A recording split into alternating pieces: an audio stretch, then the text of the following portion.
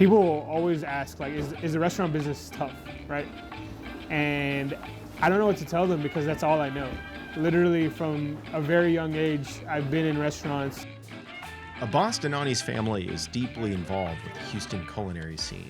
Along with 5 brothers, his father owns fast food franchises across the city.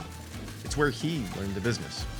Growing up, I always went to work with my dad, and then when I got a little older, I was a cashier at one of our restaurants.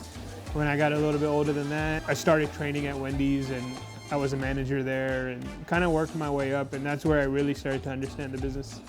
But food was always more than just a business to Abbas. My love for the Houston food scene is so deep, not just because of how great it is and how at a high level we perform as a scene, but just because the togetherness, you know, the collaboration.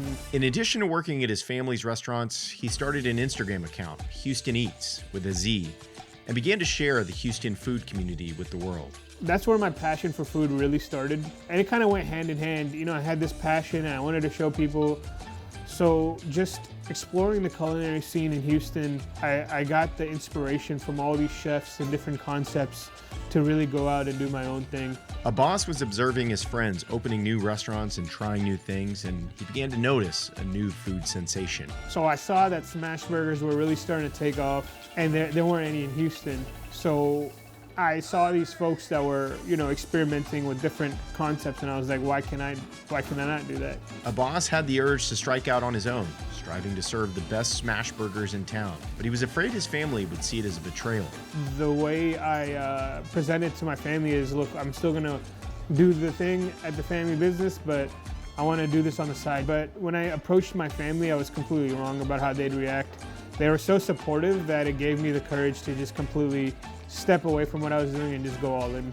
Abbas had already been working on his Smashburger method at home. He decided to start doing pop-ups around Houston. For 22 pop-ups for 10 months, and then we moved into this brick and mortar.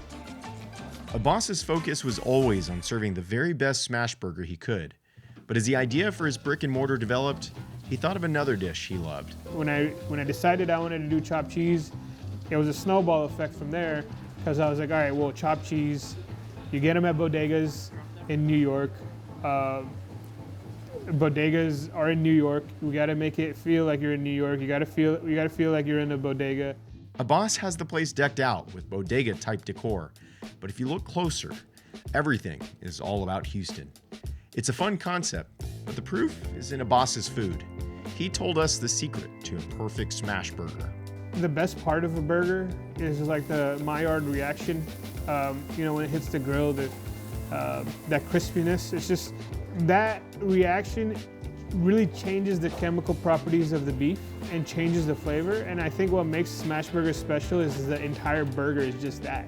You see what I'm saying?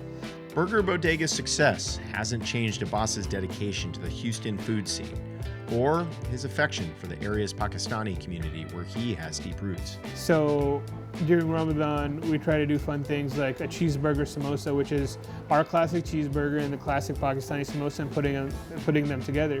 And of course, we have things like the mango lassi on the menu that also really showcases the love I have for my culture. Abbas might have started his own business apart from the family, but they taught him the ropes and he hasn't forgotten that. You know, I'm way older now than I was when I was working in the family business, but I just want to make them proud. So I feel like I've done that.